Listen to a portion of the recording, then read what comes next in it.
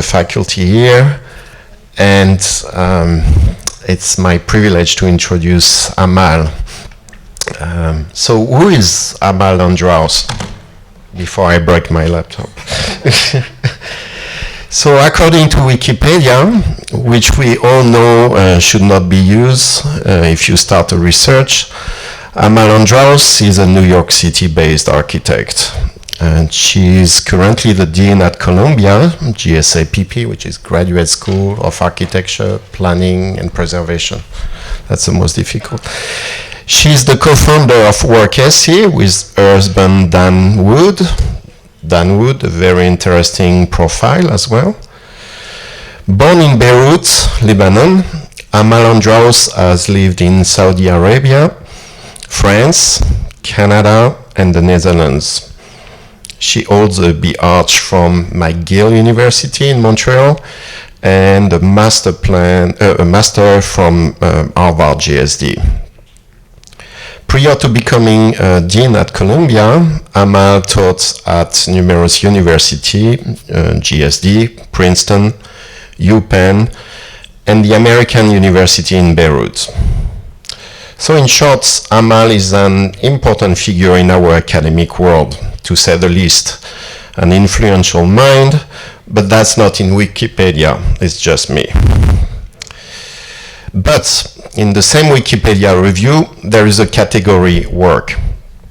And I quote, a publication includes 49 cities, Above the Pavement, the Farm, which I'm very sensitive to the title as being a French guy, and the forthcoming Architecture and Representation, the Arab City. A recent work has been focusing on the Arab City. That's beyond original or exotic.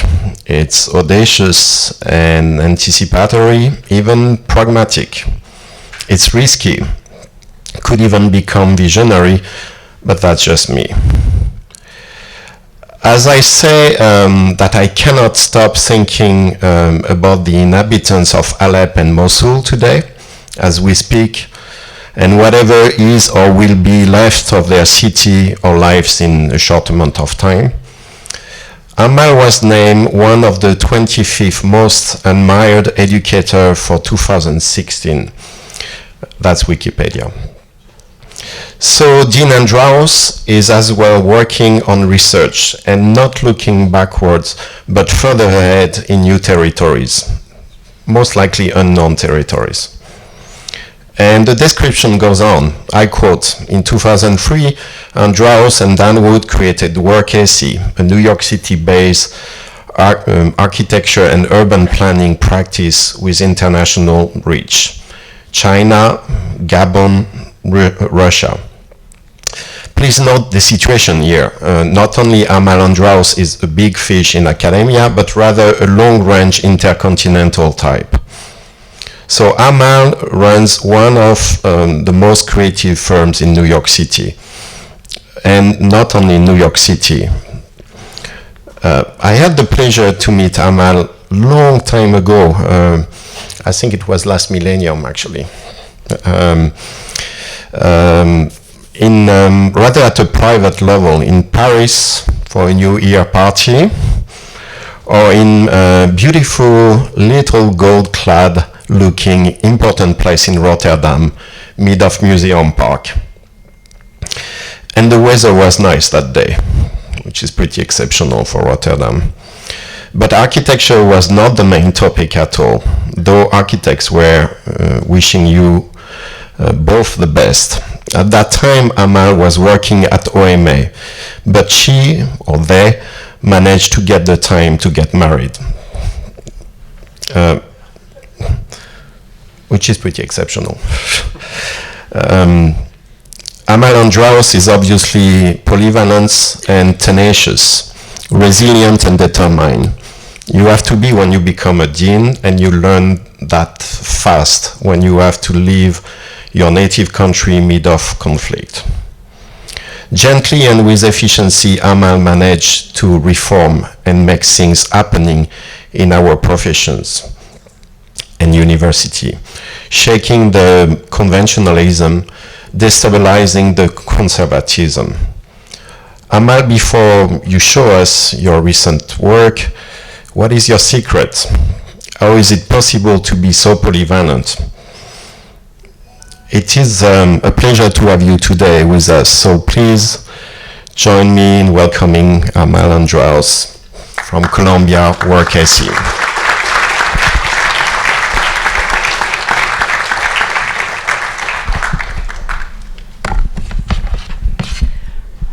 Thank you for this personal introduction. Actually, I lectured here with Dan a long time ago. It was one of the first places we lectured as WorkAC, so it's also a great pleasure for me to be back to talk to on campus, a campus that is quite beautiful. So tonight I want to talk about the work of my practice, WorkAC, but through the lens of making books, or in particular making one book. As everybody knows, there's a long tradition of architects thinking through and shaping their practice through manifestos, through bookmaking, articulating arguments and defining their position relative to the field as a whole, or advancing the field in particular direction by declaring certain areas of investigation as the kind of key frontier.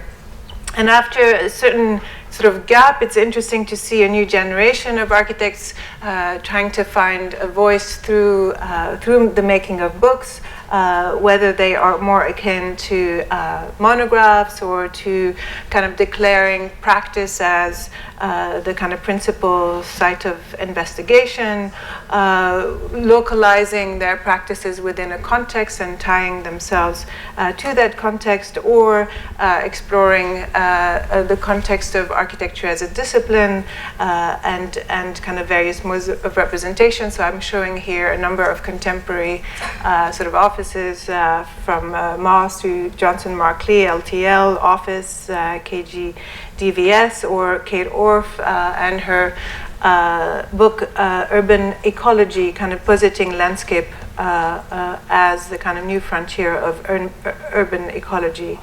We, in our practice, also have delved into the making of books, first with this book that Dan was trying to sell at the farmer's market unsuccessfully, called Above the Pavement, the Farm, trying to bring architecture to territories where it didn't necessarily belong, or 49 Cities, our investigation into 49 visionary cities and the redrawing of them through a kind of ecological lens.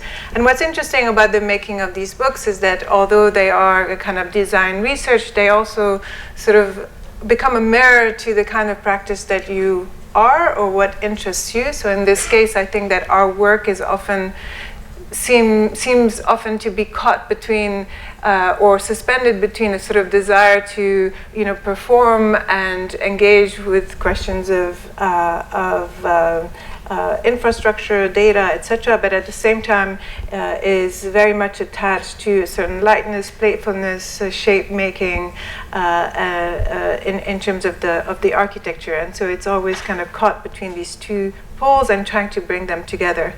My own personal research, as Olivier mentioned recently on the question of the Arab city, has not been so much about the Arab city itself, but more about the question of what it means to practice globally today and how we can understand this notion of cultural difference. And the book was actually recently published by Columbia Books on architecture and the city. But today I'd like to focus on the duograph that we're kind of putting together, and it's a duograph as opposed to a monograph because we are two, but it's also because we're interested in maintaining a kind of tension in these questions of authorship and kind of engaging this question of how we collaborate today to make architecture as a conversation. And so the entire book is structured as a conversation and organized sort of roughly in the way that I'm going to speak tonight in terms of 3 5-year plans. So note to self when you start your practice. 5-year plans can be allow you to kind of move forward, even if they are often retroactive. But the 5-year plan for us were really first a sort of engaging practice through a number of interiors, and that being a very particular way to start architecture in New York in particular.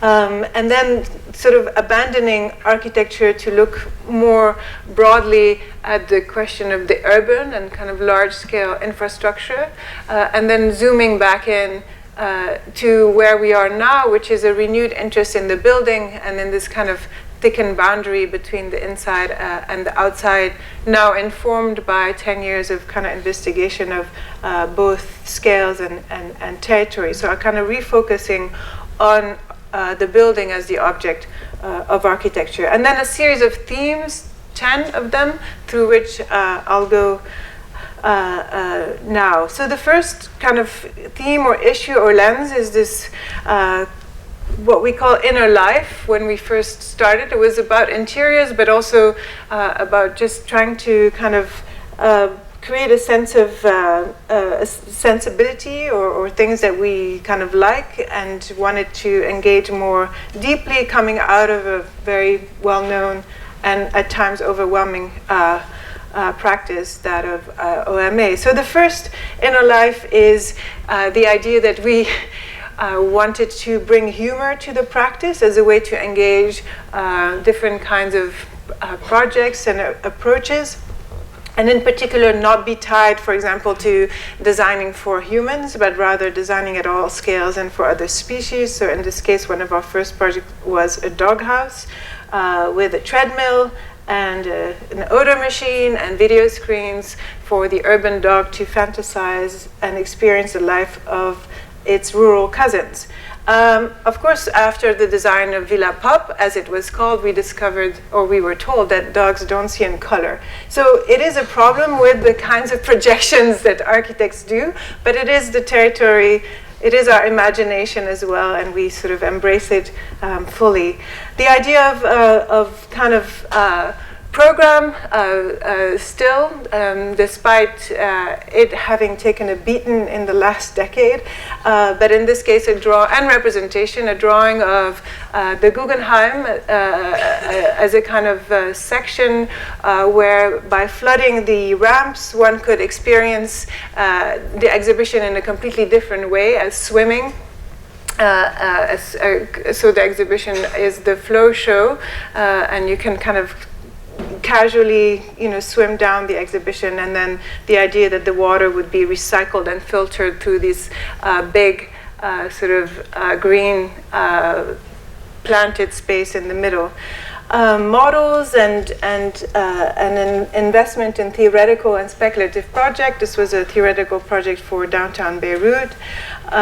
Playfulness, color, shapes, all the things that when we started you weren't supposed to do as an architect. Graphics and an embrace of graphics and a kind of pop sensibility where something that is drawn can literally become built and create space out of graphics and super graphics. This was an installation called The Good Life for the Van Allen Institute, and so just kind of by folding this curtain we created a series of rooms and environments. And if you let us go, we always said we would go all out. This was one of the first apartments we designed, where we designed everything from the wallpaper to the carpet, and to kind of embracing color and paint, which is again another very easy strategy to create sort of difference and experience, and so kind of being very suspicious of white and kind of the purity of architecture, but rather always wanting to contaminate it and to make it part of everyday life, with a kind of fascination for things like balloons and other kind of non-architectural typically architectural elements. And so the first project where many of these ideas came together is a loft we designed, 6,000 square foot loft we designed in Tribeca.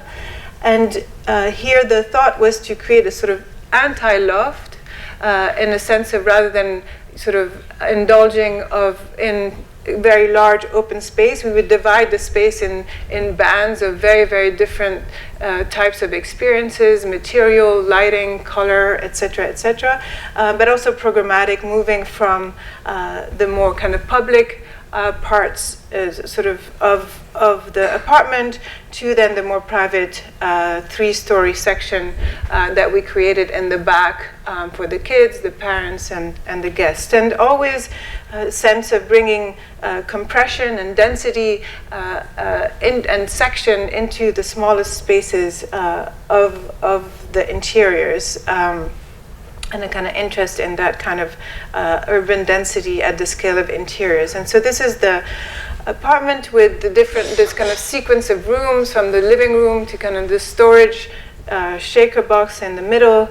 And then counteracting this division of spaces, in every space having one element that would move to then reconnect all of the spaces together. So a kind of part of the ceiling that comes down, part of the floor that comes up, and then tables that flap open to kind of create continuity and connection across all of the rooms. And always using material and to differentiate and kind of fragment the space rather than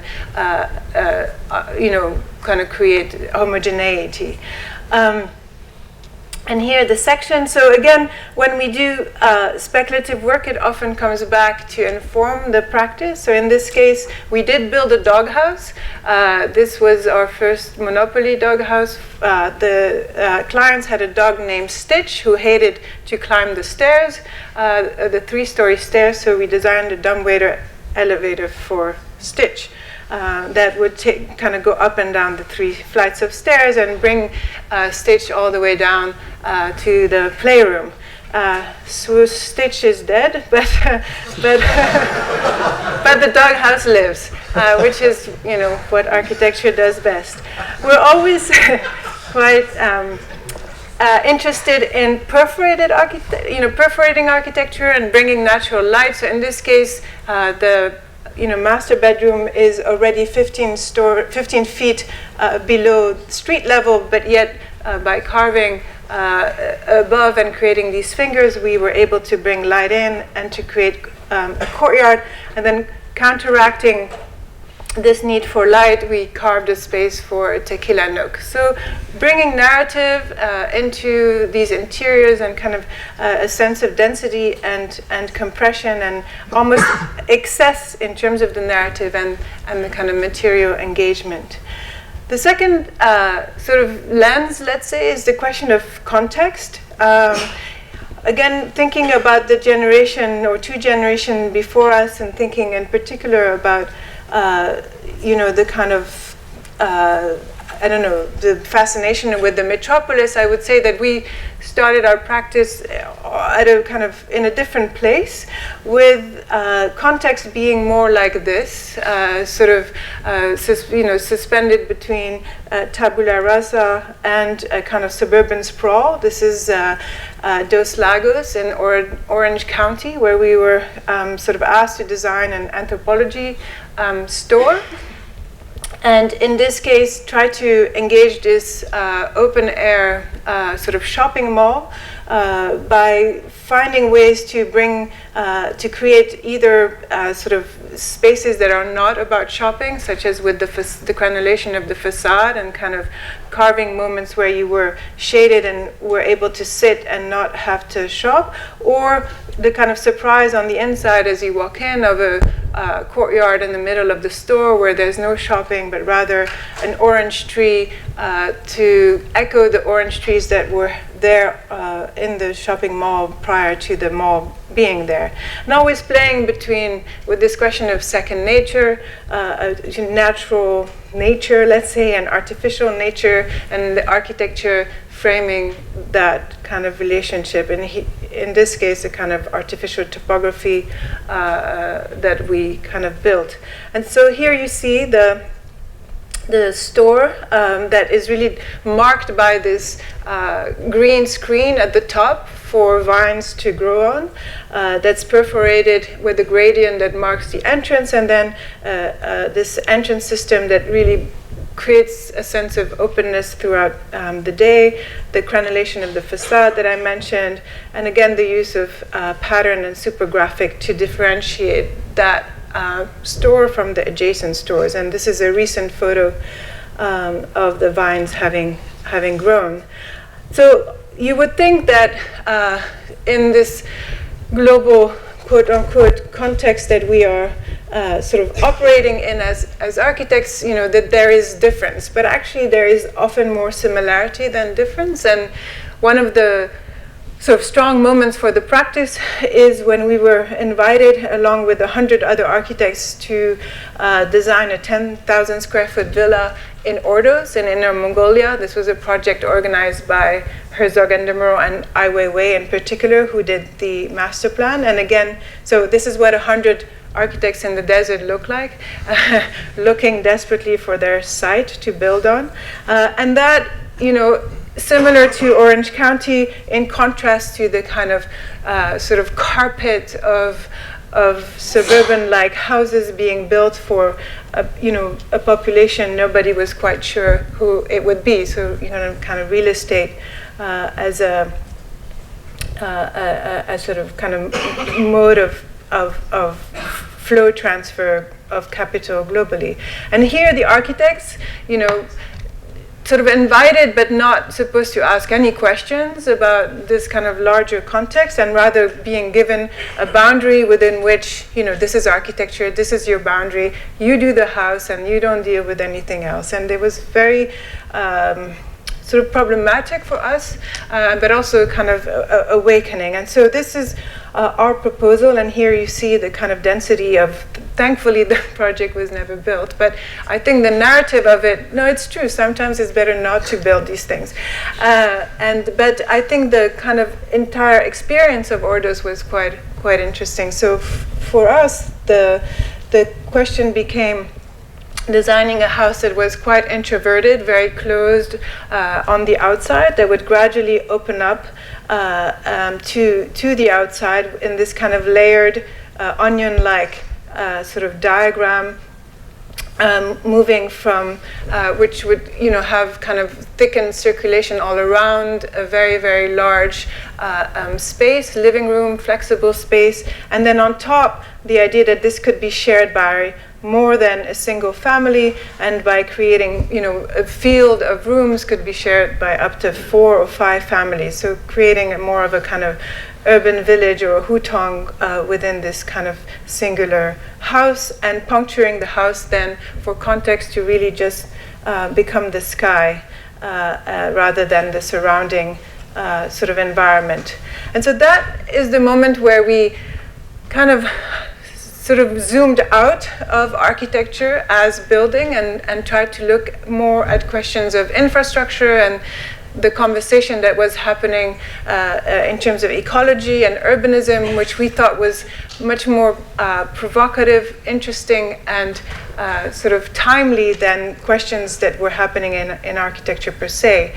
So we call that in-food structure, so looking at things outside of architecture, such as food systems and infrastructure, to then rethink architecture. So working on a lot of speculative projects, often erasing architecture entirely as a kind of void, and instead focusing on the space in between, or thinking about architecture as a very generic stack of housing typologies, where the main focus became expanding and reinventing the core to thicken it beyond the movement of people to the movement of systems, water, recycling, fish farms, etc., to try to find ways to reinvest the kind of basic functions of architecture with a larger sort of dimension that could contribute to the city around.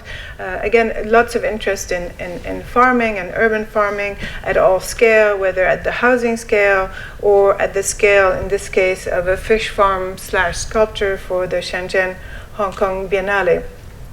All of this thinking, including 49 cities, really led to Public Farm 1, a quarter-acre organic farm built out of cardboard tube that was the winner of the Young Architecture Program competition in 2008 at PS1 MoMA, where architecture becomes just a vehicle to grow food, but also to create a series of experiences underneath, organized around the kind of structure of the farm.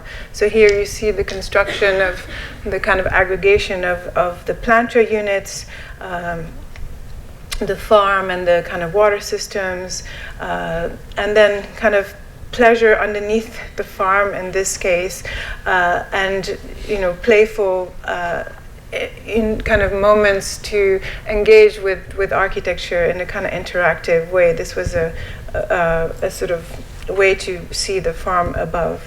And so the question of pop became quite evident as a kind of real interest, but not necessarily pop in terms of pop art or reference to art, but rather pop in terms of in architecture itself, and kind of engaging architecture as an archive from which to work from. So at the time of, at the height of, let's say, parametric design and fabrication, etc., this is what we were making, Play-Doh models for, this is for, urban sort of swath of New York. This was the competition for Hudson Yards. I still think this is much better than what is getting built right now, can I say? Or thinking about architecture as sand in terms of material. This was a competition for Art Basel Miami. Or again, thinking about color and as a way to kind of organize different scales of spaces. This is the Children's Museum of the Art, where using kind of strategic thinking to have very generic sort of white studio spaces for different age groups. We then inserted this loop of color. The client was afraid of color, and so instead of proposing one color, we just proposed all of them as a kind of color wheel, and created different experiences, mostly for the kids.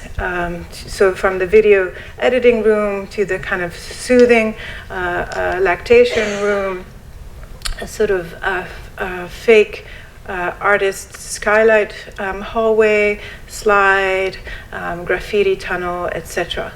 And much of that thinking came together for this project, the Edible Schoolyard, which we designed for Alice Waters, the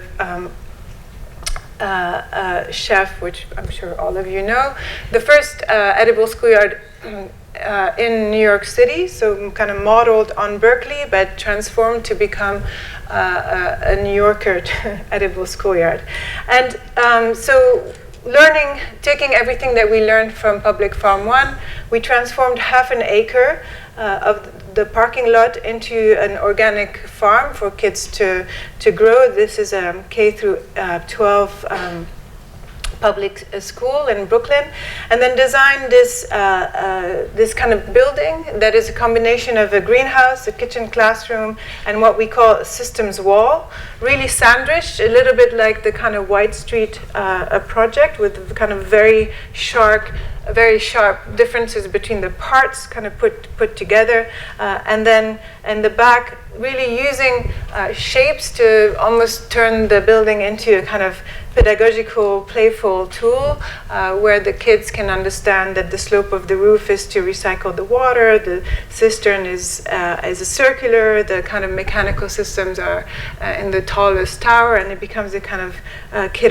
of parts. So inside, again, using a gradient to sort of transform a very generic kitchen for the kids, and then the greenhouse here, which is used mostly throughout the winter days, and the project has really become kind of part of the community. Many of these ideas and kind of bringing, thinking about POP as using kind of an archive of architecture. We like to reference very literally some of the projects that we love. In this case, the best showrooms with this kind of very literal slicing of architecture and the growing of trees and this sort of very immediate kind of experience. Or another one of our favorite best showroom and our favorite pattern, the flower pattern of Venturi Scott Brown for that best showroom, which we reinterpreted using these sort of residential suburban tiles that where we just changed the kind of overlap to create perfect circular pixels to then recreate in a different way that particular pattern. And we're currently designing the second edible schoolyard in Harlem, and these are very early photos sent by text by our photographer yesterday. So in this case, the greenhouse is acting as a bridge between two parts of the school. And the garden is actually partly a roof garden and partly planters on the ground. And here you see the roof garden. So much of this thinking is as much architectural as it is maybe even more so urban in terms of its engagement with scale and systems, and in particular kind of the notion of ecological systems, let's say. And we've done a number of master plans. In the US, it's hard for young practices to engage in master plans, but in Europe, it's really how practices emerge. And so we wanted to try to continue that engagement, but in this case, it occurred most often in China.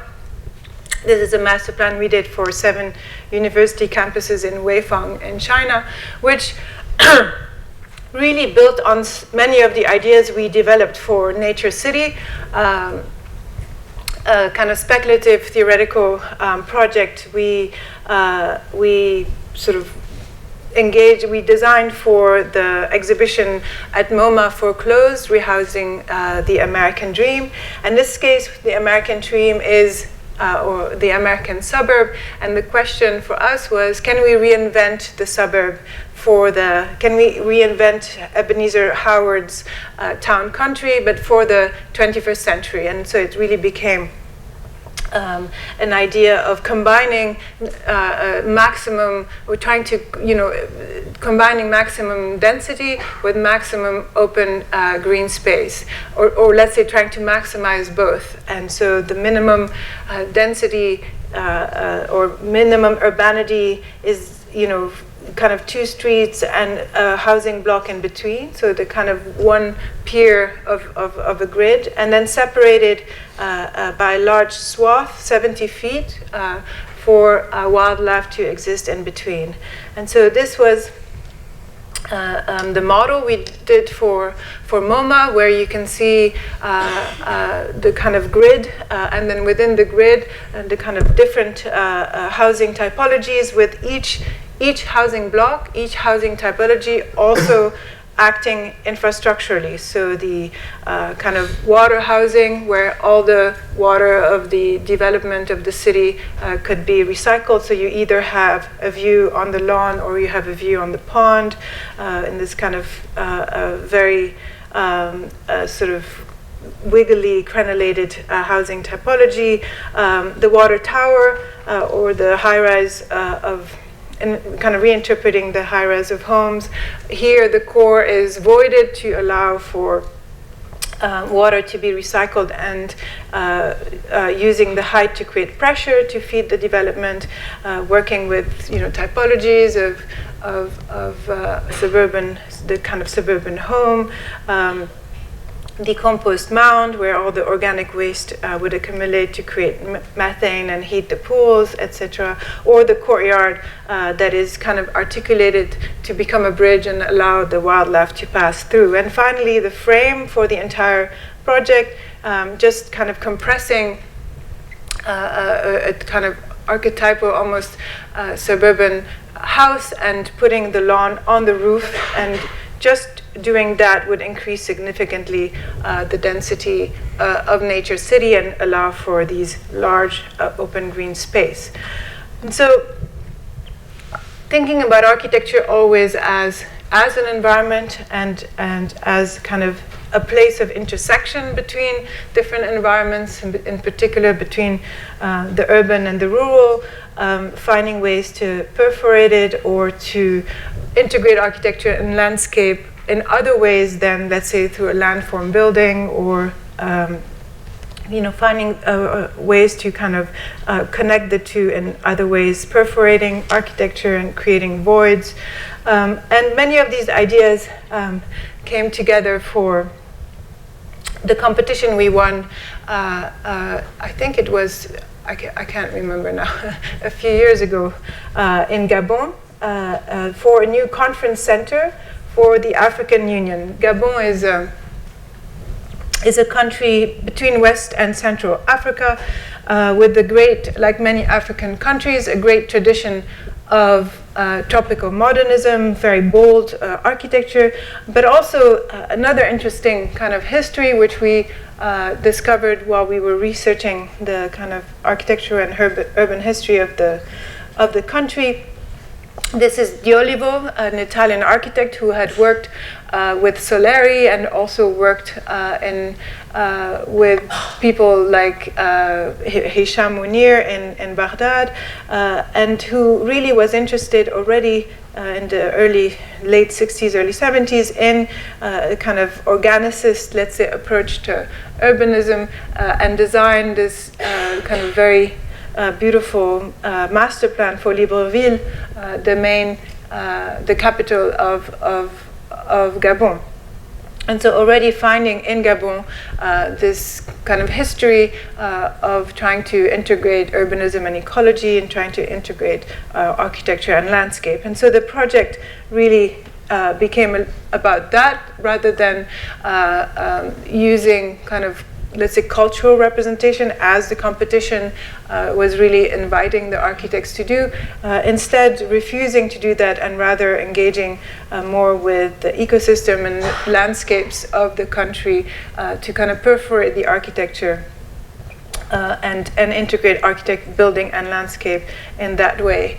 And so the building is really a series, a kind of circular building that's perforated by 4 courtyards, each one representing literally one of the landscapes of the country. And the main facade of the building, it becomes the roof that is sloped, so that as you come up from the city below, you can see it, and you can see it collect the water, and then the water gets distributed throughout the building and then cleaned throughout the landscapes around the building.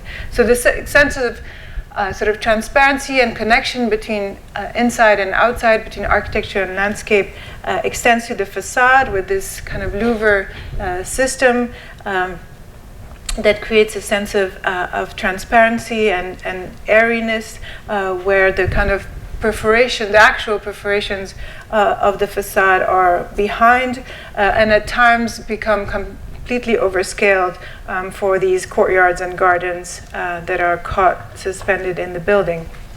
So in between these 2 facades is this promenade that connects the courtyards, and you can either see out or see into the courtyard, and that layering goes up and covers the roof, where the 2 layers only sort of become one at the courtyard in a kind of singular stone surface.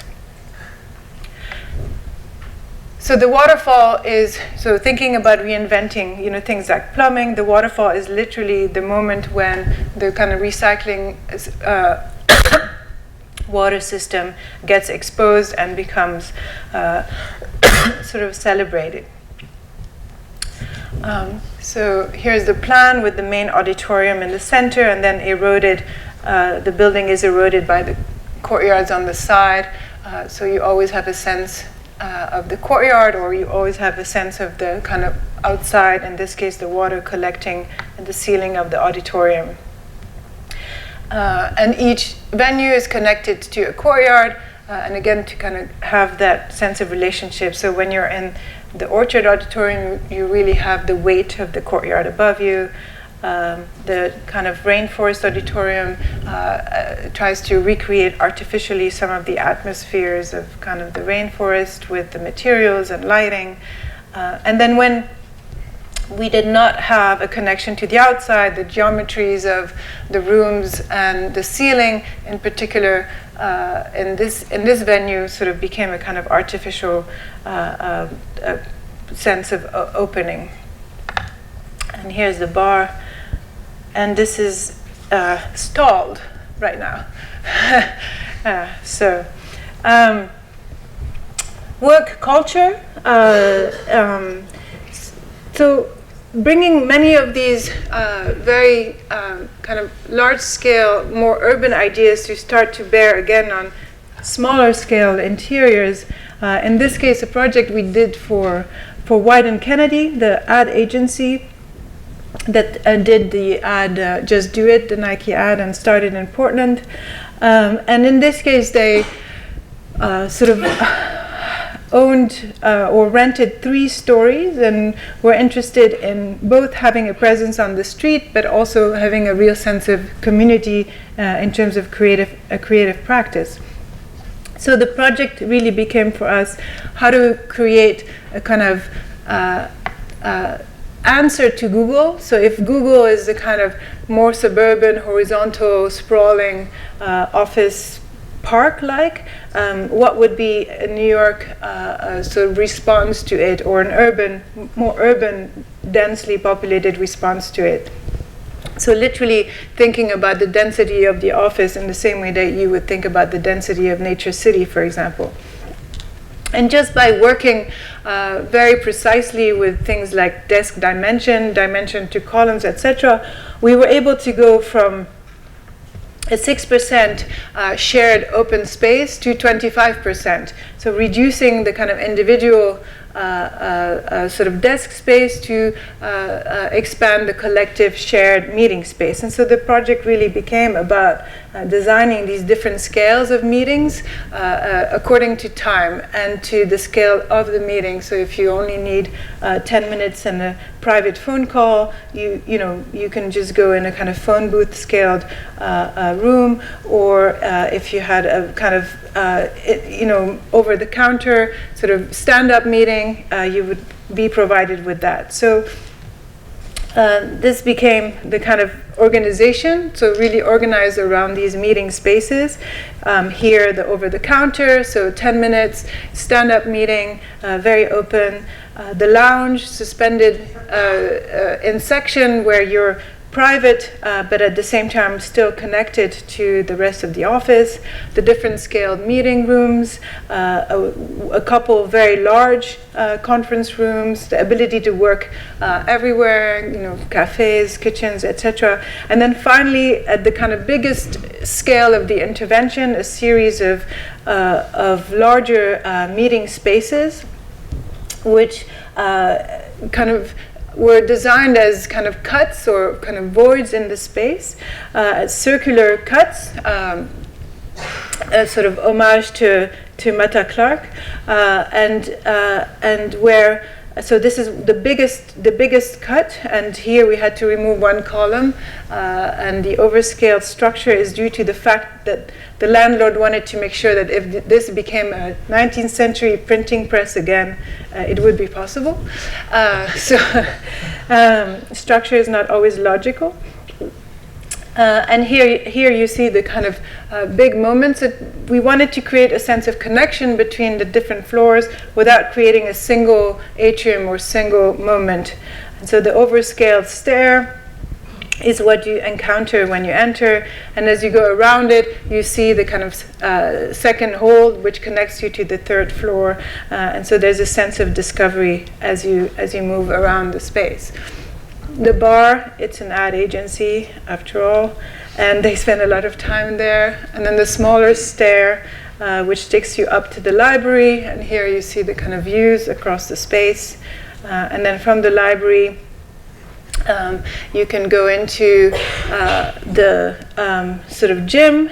It is an ad agency, but that doubles as a black box theater. And then finally, the last big intervention that kind of connects all of the spaces together is this courtyard that we carved on the facade by moving the facade one bay over. And so just moving the basically waterproofing, and so they use it for meeting, and also it gives them a kind of real sense of a presence on the street. And so working in New York is also very much about engaging with rethinking what preservation can be. This started for us already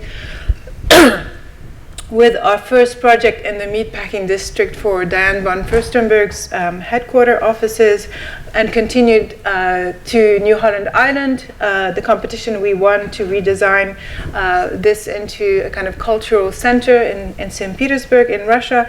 And more recently, to this project we designed and just completed in Tribeca, downtown, which is a kind of, it's our first developer project, maybe it will be our last, but where we transformed this very beautiful and elegant little kind of thin building into residential units and a penthouse above. So kind of very usual adaptive reuse for New York. And in this case, one of the challenges was that the views onto what would become the penthouse were going to be quite possible because of this very low scale building across the street. So taking that challenge and designing the penthouse so that it would be completely invisible from the street, and as a register of these view lines coming from the street. So this became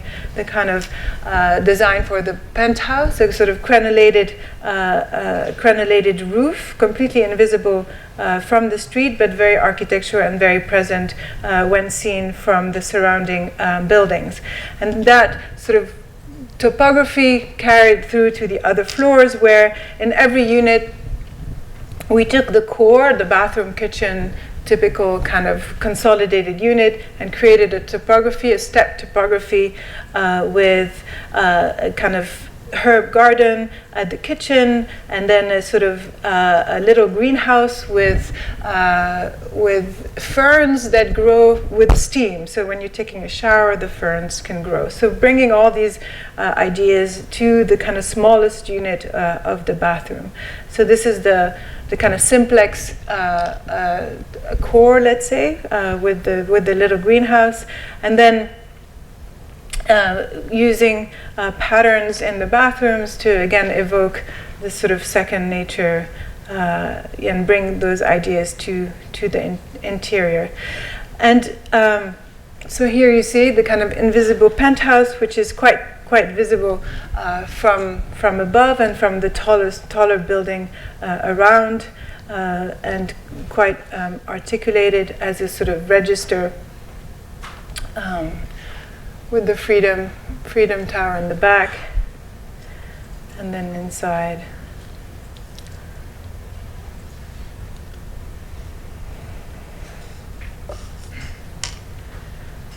And this is the hot tub in the old elevator bulkhead.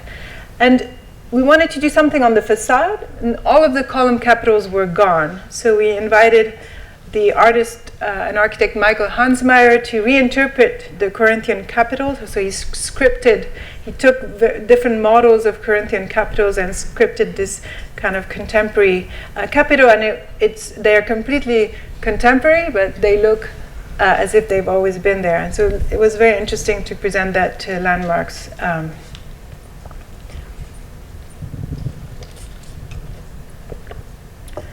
So number 9 is greenhouse. Obviously, we've been working with greenhouses, but again, in this kind of refocusing the scale on the scale of the building, we've decided to engage the question of the house, which is usually, for American practices, often the first thing that is engaged with, but for us, we're kind of coming back to it a little bit late.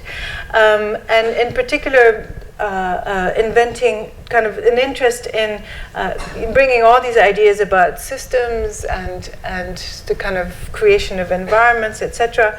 This is not our design, but we have been interested for some time in earth shapes and that whole culture. We spend a lot of time in Arizona.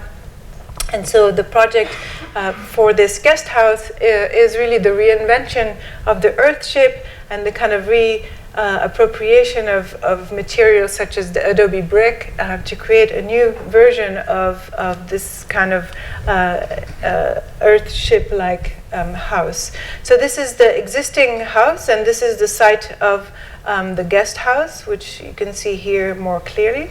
And so the guest house really is a combination of a very, very solid and dense sort of living quarters, the bedrooms, etc., on one side, and then a very light and open greenhouse sort of space on the other side. And then the lifting creates shade underneath, but also allows for the kind of cooling and heating and air motion to go kind of throughout the house. So this is the kind of systems idea, and here you see the kind of pattern on the garden below the house, the contrast between the greenhouse type living and the very thickened carved sleeping spaces, and the circles again.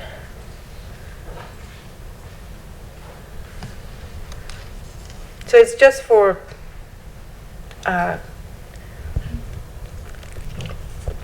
has 2 bedrooms and a sleeping loft, and then the kind of slope of the greenhouse holds the photovoltaic to kind of solar power the entire house, with at the edge, at the kind of lowest level, sort of planting and in a kind of greenhouse-like fashion. So the last sort of issue is one that we've been investigating for some time now, is the question of the envelope. And I think, as I mentioned when I started, thinking about the large scale, I'm thinking about the interior, and the two things, in fact, coming together in the kind of thickness of the envelope, which is the boundary, which is in fact, architecture. But for us, the question of the envelope has always been not so much a question of surface, but something that we want to thicken to try to create more, to get more out of it. This was a project where we kind of carved, brought all these ideas of carving and contrast to the envelope. About 2 years ago, we were invited, so this is not our project, but we were invited to design a storefront for a parking garage in Miami, in the design district. And Miami has this kind of great history of designing storefront parking garages. This was the Arquitectonica parking garage, and more recently, this is, I think, Iwamoto Scott and Baldassari, and so these facades are, really quite beautiful, and they contribute aesthetically to the city. But again, we were interested in moving away from just the sort of, let's say, interest in fabrication or materiality, etc., to try to bring more into this question of the envelope. So this is the site, the parking lot, and we were giving 4 feet. So what can you do with 4 feet? Well, you can think that you can not do much, or you can try to compress as much as possible in 4 feet and explore ways to create a kind of public vertical promenade that can really activate the street in section within the kind of thinnest possible space. So the facade really became a kind of public space, and this is the project. This is kind of ant farm-like vertical promenade that can take people up to a library, playroom, water collection, art spaces, etc. So bringing program in, and then sort of activating that boundary between inside and outside. And this is called the Miami Collage Garage. So each section, similar to the image I showed of Iwamoto, Scott, and Baldessari, each section is designed by an architect, but in this case, because our design was kind of finger-like and Jürgen Meyer was also finger-like, we decided to design a corner together. So this is work AC hugging Jürgen Meyer and spent a lot of time in that embrace. So hopefully it will be as elegant. In reality, although the client's rendering is not promising, so it might be terrible. And we'll see. It's under construction right now.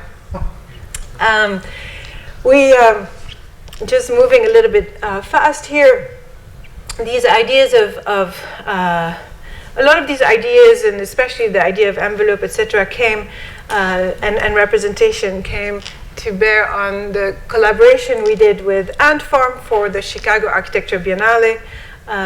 Here, thinking about house, the building, city, to create a cruise ship together with the kind of thickened skin of housing above a sort of landscape, floating landscape underneath. So I won't go into detail into that project. And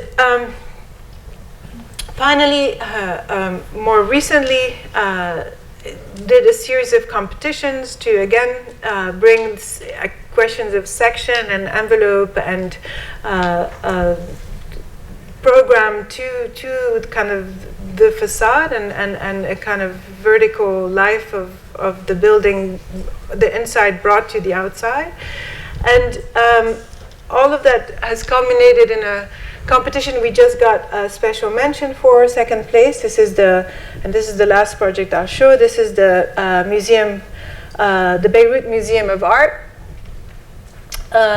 where this is the site where we sort of wanted to engage two things. One is engage with the fact that new buildings now in cities like Beirut are all glassed, and the whole tradition of balconies as the space that really, the balcony is the ultimate thickened envelope, kind of blurring or rather creating a very interesting activated boundary between inside and outside, between private and public, and is really both part of the house and the street. I wanted to kind of bring the balcony to bear upon a public building where the gallery spaces, kind of very generic, etc., would be on the inside, but all around would be this kind of thickened boundary of rooms, which would act as outdoor galleries for the city outside, and as well as enable the possibility for the museum to expand and to use those rooms to get closed in when it needed to expand, as well as negotiate the different groups coming into the building. So this became the kind of unfolded, so building on a lot of these projects, the sort of unfolded elevation, these series of rooms on the facade with various circulations, some of them galleries, some of them just places to sit, etc. So it's kind of homage to the Mediterranean balcony.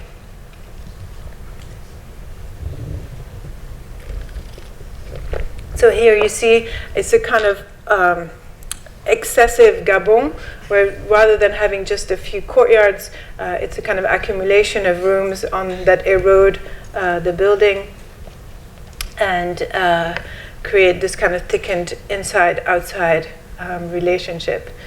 Here, the lobby.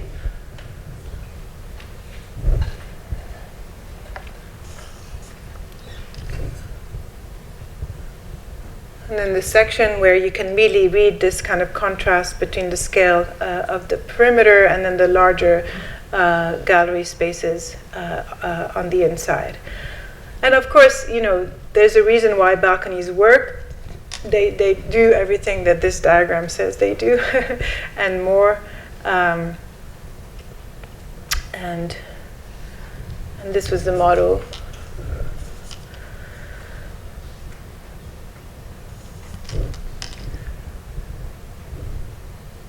And that's it. Thank you.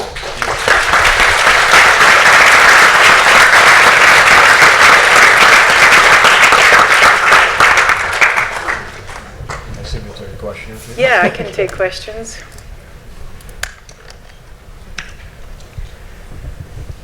So you started your presentation with the introduction. You mentioned how program is getting beaten down in recent years. And you started showing me, and you had some images about program. I wonder, in your role as dean at Columbia, how do you reinsert the importance of programming into curricular into education? And how can students see the importance of that when they design, or do you bring that into the profession as well?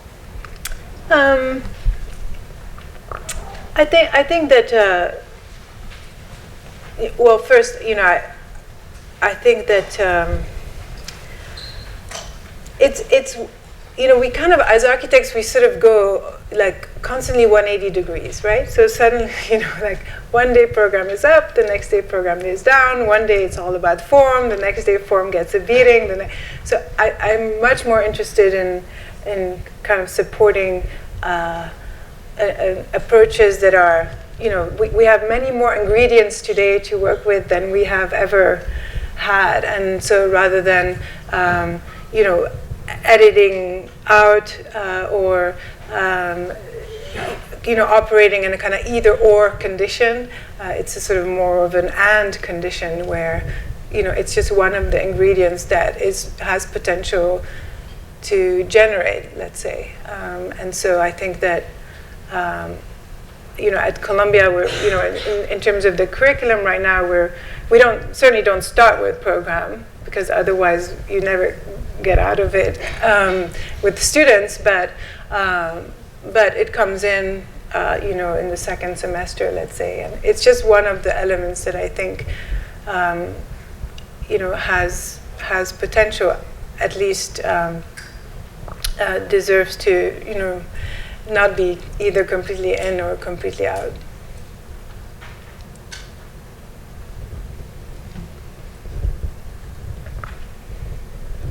I'm interested in this idea of architectural jurisdiction. And so in the Desert House project, you said that you were somewhat restricted by having to work only on the building itself. And then in other projects, you had the chance to design larger urban systems. And so I'm curious if the extent of your jurisdiction as an architect changed depending on cultural context, whether it's the States or Europe or China, or if it's just project by project and cultural context isn't really a determining factor. I think that's a good question. I think that, I think you could say that architects' jurisdiction has shrunk in general, and certainly in the US. It maybe was never, as large as it was in Europe at the height of, modernism, etc. I do think that, different cultures or countries, again, I think in certain places in Europe, architects really do master plans and are, thinking about cities, but also the thinking about cities is a different kinds of thinking that you would find here, like master planning.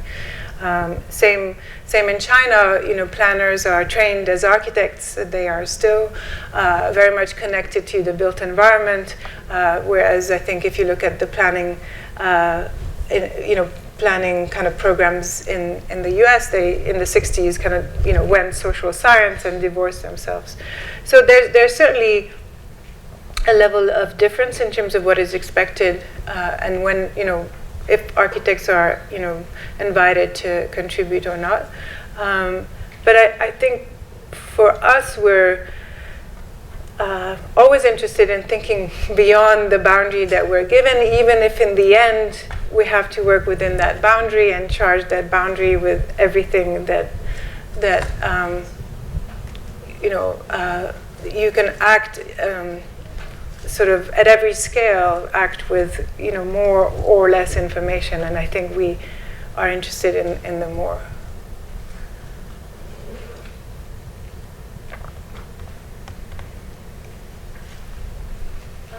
At a moment in the presentation, you said that some things are better not being built, and I guess I was wondering, well, first, like, why would you say that? But also, I was wondering if it has to do with the fact that sometimes these kind of humor that you're trying to investigate, or these interesting parts about architecture, are only like apparent to the people of the academy, or to the people, and if it's only for the people of the academy, then are these things kind of real, or something that was kind of constructed and kind of inserted in us since we studied it?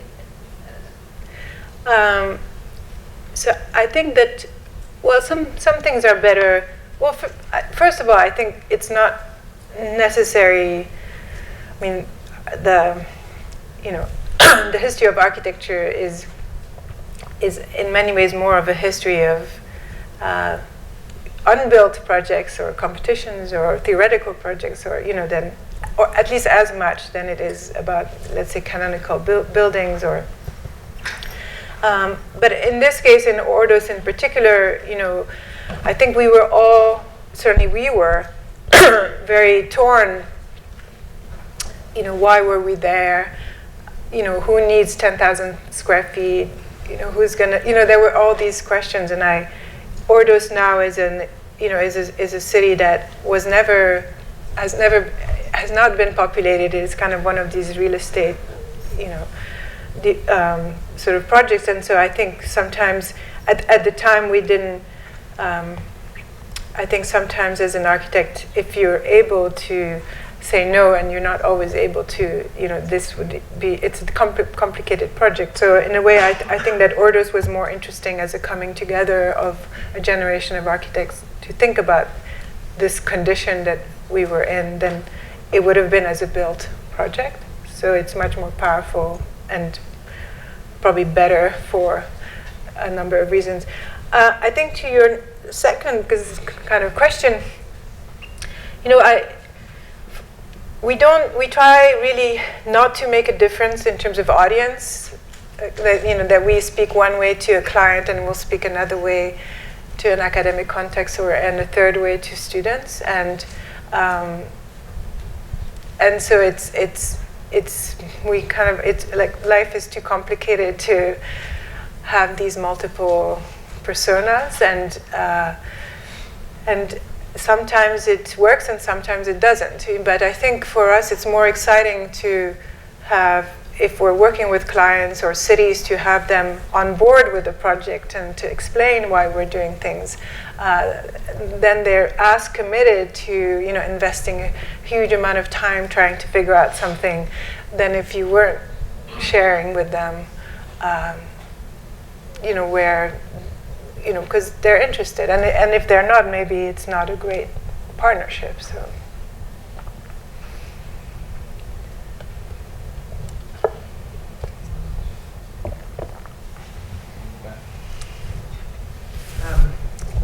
We're obviously in a time of great change for architecture, dare say even a revolutionary time, and not only because of our tools. For most of the architectural history that has produced the canon and defined the discipline, the architectural intelligence was defined mostly by the discourse of tectonics, I would say. That's the thing that architecture owned, separate from engineering or art or any of the other related discourses. Nowadays, it could be that that is no longer operative. Certainly your work is showing a different interest, let's say, than tectonics. And so I wonder if you could talk a little bit about how it might relate to what we might be looking forward to as a new architectural intelligence, a thing that people might refer to or relate to in the place or an addition or otherwise unrelated to the previous discourse of tectonics. Well, I think that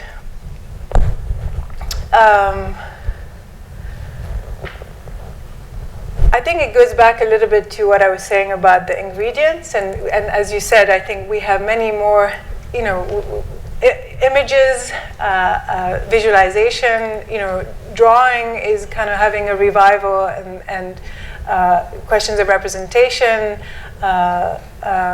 questions of meaning, even, I think that tectonics was one moment, a strong moment, but it was nevertheless one moment in architecture. I don't know that all of modernism kind of, modernism wasn't particularly all of it tectonic. I mean, the fields and the facade and the surfaces and the grid. So I don't know that there will be one thing anymore either. I think that you might find groupings of interests but the field of architecture is, for better or for worse, quite dispersed now, and so I think that I'm not sure that it can be one thing again. I think what's interesting is, for me at least, is finding practices that declare a set of interests, let's say, and then working within that set and kind of engaging architecture as an archive, finding new ways to combine those things. So I wonder then, how do we define architecture now, in the sense that we can't necessarily point to a single thing, yet we always seem to know when we're doing it, and other people understand us when we talk about it. In other words, I still feel like there is something that ties all these various things together, some spirit, some attitude, some way that things go together, even if it's no longer related to physics or construction, or the previous concerns of tectonics. There's something that lets us know that what we're doing is architecture beyond questions of licensure, I think. Yeah, sure. Or whatever. But I think that there are many ways we can have that conversation. I mean, any project, we can talk about form, we can talk about aesthetics, we can talk about use and program, we can talk about tectonics, we can talk about structure, but I don't know that one would take over these other, as a kind of priority. And I don't know, I think that, and for me at least, the anxiety of having to define architecture, I'm much more interested in having a conversation about what architecture is and what it could be, and having a debate about that, than the sense that it's a given that we all agree from the start, right? It's something that we have to rebuild constantly using references, and that's how the discipline moves, and that the idea that we're also expanding the canon, right? That there are references that are not necessarily that were not necessarily part of that canon that can be integrated, whether they are not part of the canon because they were considered outside of architecture, or they were considered outside of the centers, geographic, cultural centers, etc. So I think it's an interesting time in that it's a time of debate where we have to reconstruct the ground almost at every conversation. And I think that's, for me, that's a positive, not something to be afraid or concerned about. So I have a question then, and I think it kind of shows through your work, at least as I was watching all of your work.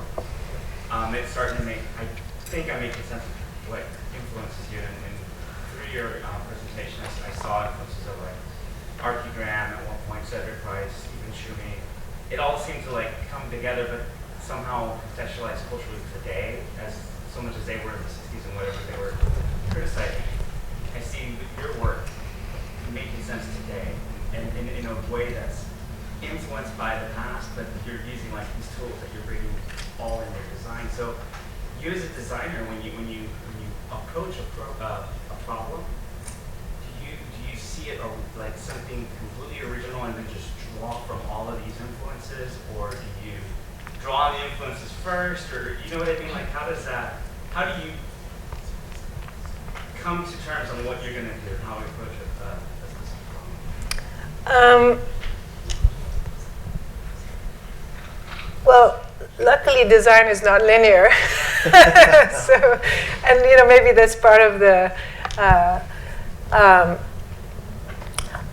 don't know. I think after a while, you also have a set of your own references and approaches and that you build on. And I think we try to, sort of integrate many of these ideas together, and we certainly have, always a set of references, or we'll go and think about a building we haven't thought about in a long time, and that, or I don't know. I was, I invited Emilio Ambas to give a talk 2 weeks ago, and it was amazing. I don't know. I mean, not everybody loves his work, but I love his work, and suddenly you invite someone to speak, and you're rediscovering their body of work, and so that's the conversation that I think it's not a dead conversation. It's like very alive, and I think that's what's exciting, because through your own work, you're always relearning and discovering work that you knew, or new work, or.